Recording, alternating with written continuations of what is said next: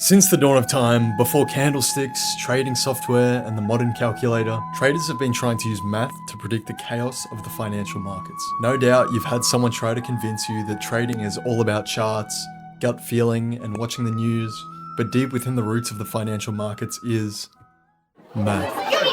So today I'm going to go over the most important mathematical discoveries in trading, who invented them, and why they might decide whether you win or lose.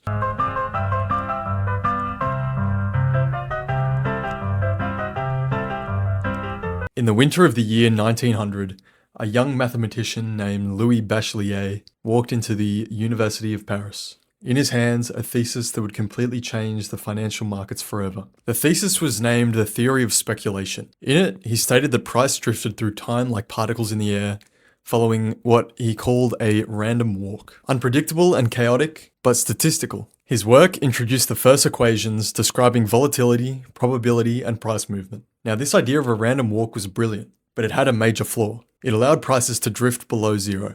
So decades later, mathematicians took the idea of the random walk and evolved it into the model we use today. This is the geometric Brownian motion. This states that the walks we previously thought to be random were actually growing, compounding, and moving proportionately to its own value. In other words, the bigger the stock, the bigger the swing. This equation showed us three things. Price growth is exponential and not linear.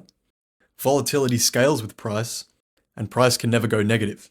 This shift from a simple random walk to a geometric Brownian motion set the stage for a revolution in the financial markets. Half a century after the random walk, in 1952, another graduate student challenged the financial world. You folks enjoyed so much here the other time, and we're happy that we could bring him back to the program. A fellow that writes just as many songs as most anybody in the country, and sings them just as well when it comes to the country style of singing. His name was Harry Markowitz, and he realized that risk wasn't just about losing money.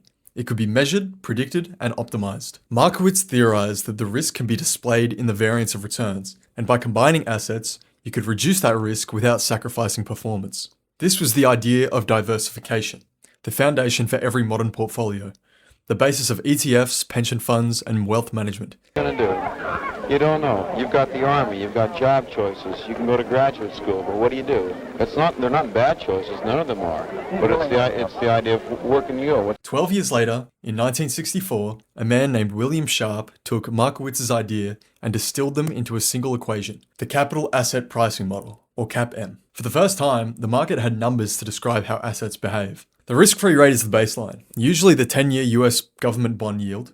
Equity risk premium is the expected return of the investment minus the risk-free rate. And beta tells us how violently your asset moves compared to the market. A beta of 1 means it moves with the market. A beta of 2 means it moves twice as much as the market. And a beta of 0.5 means it moves half as much. CAPM doesn't predict the price. It instead defines what a fair value of the asset would be.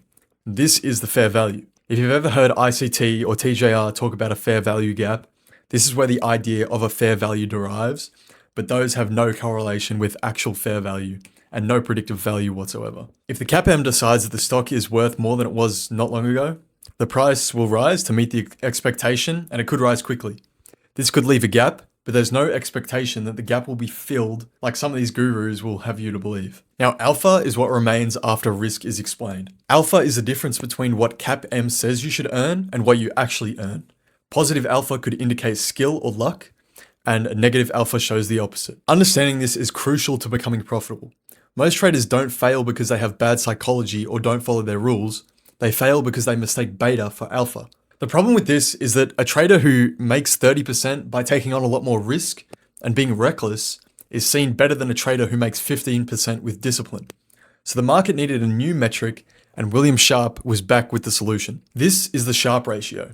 The equation gives us the answer to the question, how much did you earn per unit of risk?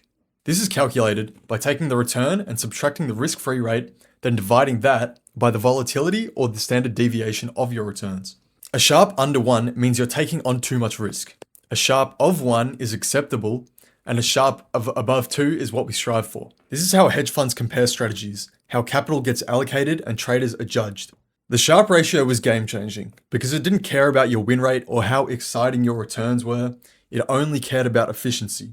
Using the CAPM and Sharpe ratio will give you the full picture of how profitable your strategy actually is. It tells you if the reward is worth the risk and if you're taking the risk on efficiently. Another important formula that needs to be discussed is the CAGR, or compound annual growth rate. This is arguably the most important way of calculating a strategy's return over the long term. It's the average yearly growth of an investment over a time period longer than 1 year. It's calculated by using the final value, the initial value, and the number of years, providing a realistic annualized figure of returns that accounts for compounding. Gold on 5/8 bid off of that. The order is 3,000 by 10,000. The markets are run by quants and data centers, and this all started in 1982 when a mathematician by the name of Jim Simons would create Renaissance Technologies, a hedge fund that would become famous for their outrageous average yearly returns of more than 60% before fees. These returns were nothing short of unheard of on Wall Street, and it all came down to how Jim and his team of physics and math PhDs were able to apply math and algorithms to game the system. Since then, math has become more and more prevalent in the financial markets. Everything you see on the chart is a result of someone's equation. So if there's one thing you take away from this video, it's that having a good foundation of mathematical models is essential for creating alpha in your strategy. Without it, you're no better than someone flipping a coin. Thanks for watching. Don't forget to subscribe and join the Discord. It'll be in the description.